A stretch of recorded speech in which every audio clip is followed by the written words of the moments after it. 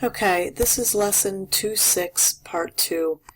Basically, yesterday we talked about how we find inverses of given functions. What we're going to look at today is how we prove that we have inverses, and then we're going to look at some, basically some properties of inverses. So, to prove inverses, you use the composition. So, this says that if we put G into F, and then if we put F into G, we always come out with the quantity x if they are inverses. If we find this composite function and it comes out to be anything other than x, then they are not inverse functions. So for the first one, to prove or state if they are inverses, we have to first find f of g of x, which means we need to put or evaluate f of x using g of x, which means we put, wherever there's an x, the quantity x minus 2 over 3. So we already have that 3, so this is going to go in for that x right there. That x comes out, this new expression goes in, we still have that plus 2. Then we just do the simplification. Well, 3 over 3 makes 1, so now we're down to x minus 2 plus 2, which is just x. So f of g of x does in fact give us x. Now we got to check to make sure if we do this basically the other way around, so we're putting f of x into g, we better also get x if they are inverses.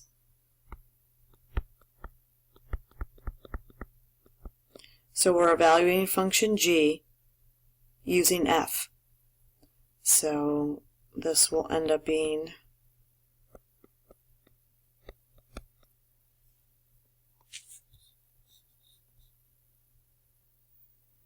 alright, so this will end up being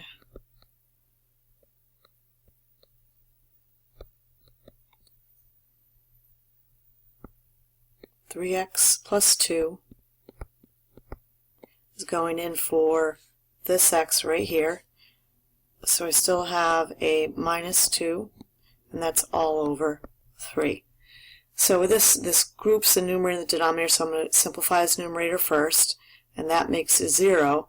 So I'm left with 3x over 3. Well, 3 over 3 makes 1. So g of f of x also equals x.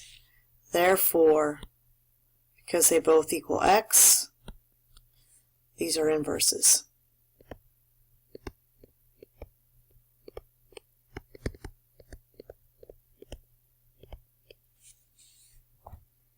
Alright, I want you guys to pause the video and try example 3, letter B. So if you check your work for letter B, you calculate f of g of x, you end up with this quantity x plus 8. I went ahead and also did g of f of x, and I got this quantity 32 plus x. Neither one of those is equal to x. They aren't even equal to each other, but they both have to come out to be x if they were inverses. So therefore, they are not inverse functions. Okay, f of x and g of x are not inverses of each other. Alright, so for C,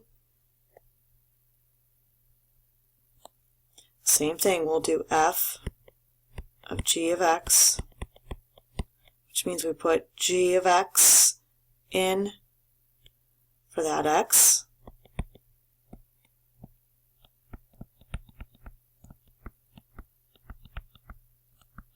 And now squaring a square root will undo each other, so we end up with the quantity x plus 5,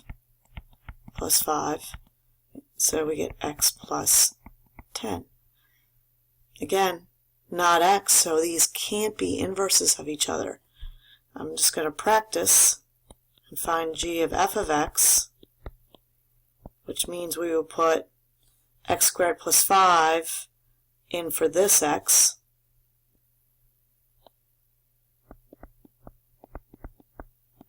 and we already had a plus 5 in there. So we end up with square root of x squared plus 10. We can't simplify this. X squared plus 10 is not a perfect square, so not x, so these are not inverses.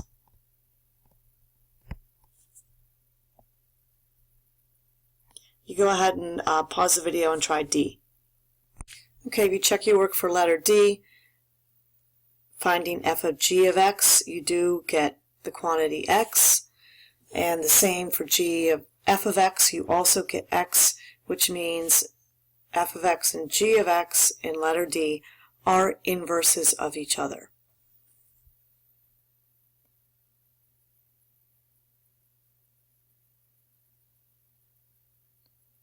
Okay, now we're going to look at the graphical relationship.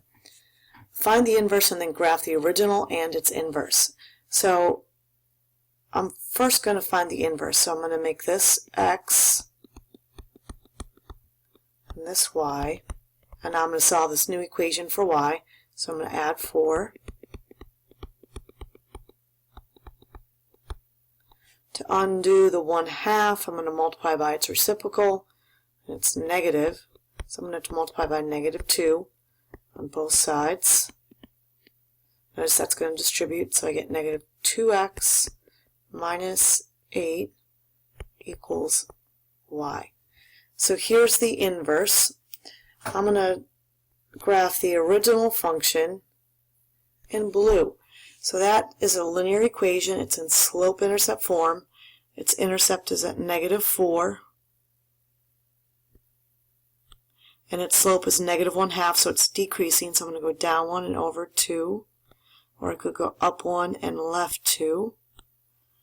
And I end up with that line. I'm going to do the other line, the inverse, in red. It's also in slope-intercept form. Its y-intercept is -8.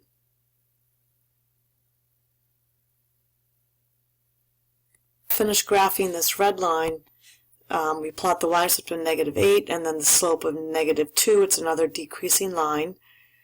And then we have the red line is the inverse of the blue line. I added another line on here. This line y equals x is a dashed line because the graphical relationship between any function and its inverse is that they're symmetric to the line y equals x, which means we have a mirror image on either side. This doesn't, my lines aren't like totally accurate, so it looks a little off, but they should be symmetric to the line y equals x.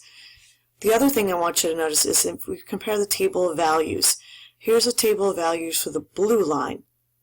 You'll see the x-coordinates of 0, -2, and 2, and then its y-coordinates. I made a table of values for the red line, and these are all order pairs that make this equation true. For example, if you put 0 in for x, you would get -4 for y. If you put in 2 for 2 for x, that would be -1 minus 4 is -5.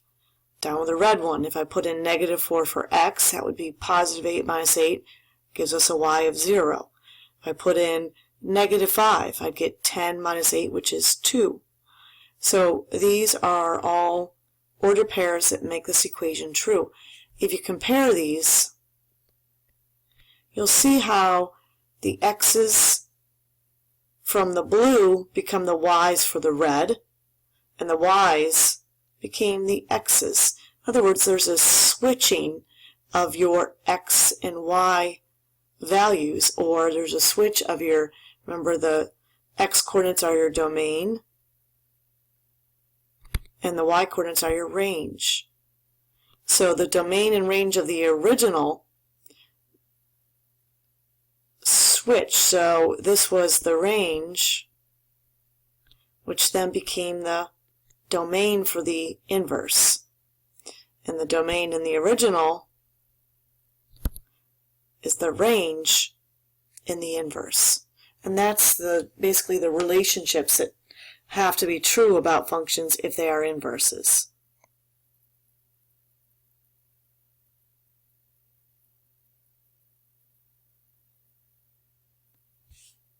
Okay, I have completed B and C in this problem set.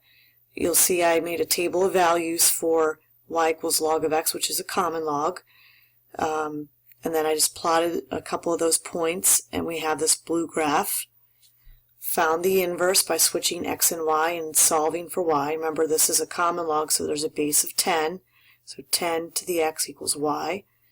Table of values to get the red graph.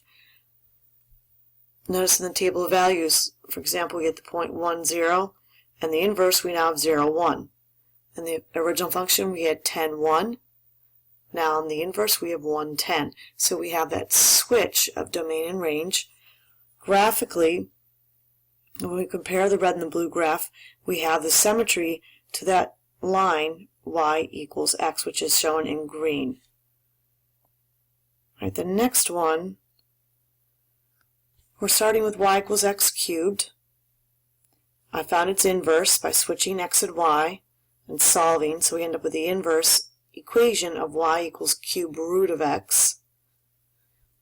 Look at the graph. Blue is the original function. I just, made some, put some values in for x, found y, and then it gave me some points to plot, so I get the blue graph. I did the same for my inverse, which I've done in red. And again, see how we have that symmetry to the line y equals x. All right, that's it.